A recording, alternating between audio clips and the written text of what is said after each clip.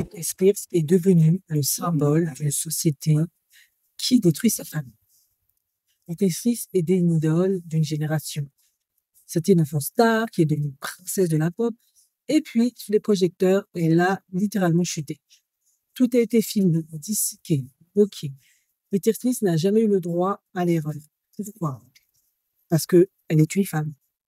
Et que nos sociétés adorent fabriquer des icônes pour louer les détruire. Britney, c'est d'abord une petite fille de Louisiane, née en 1980. Très tôt, on repère chez elle une présence, jolie, souriante, bien élevée. On l'inscrit à des castings. Elle apprend à chanter, danser, sourire à la caméra. Elle entre au Mickey Mouse Club, aux côtés de futures stars comme Christina Aguilera, Justin Timberlake. Mais ce n'est pas un conte de fées, c'est une industrie. À 17 ans, elle sort Baby One More Time, succès mondial.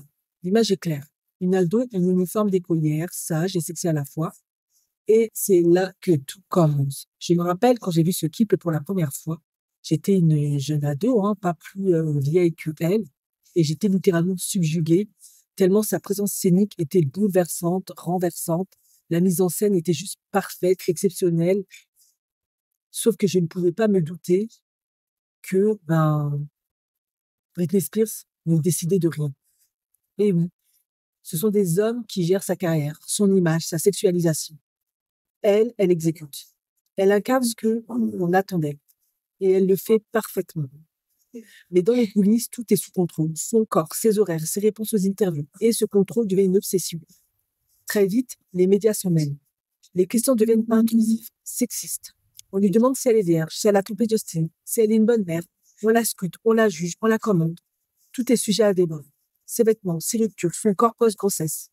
Puis vient la fameuse année 2007. Britney se rase là le crâne. Ça m'avait littéralement choqué et bouleversé à la fois. Et soudain, tout le monde rit, se scandalise, s'indigne. Peu de gens cherchent à comprendre ce geste, qui était certainement un appel à l'aide. Elle s'est coupé les cheveux. Peut-être qu'elle voulait juste qu'on arrête de la toucher. Peut-être qu'elle voulait reprendre le contrôle de son corps. Mais dans une société patriarcale, une femme qui sort de cadre, c'est une menace. Alors on déclare Britney folle, on la ridiculise, on la traque. Et puis, on l'enferme. Officiellement, c'est pour son bien. On lui impose une tutelle. Pendant 13 ans, Britney n'a plus le droit de gérer son argent, de prendre des décisions médicales, de choisir ses collaborateurs. 13 ans sous le contrôle de son père. 13 ans sans liberté.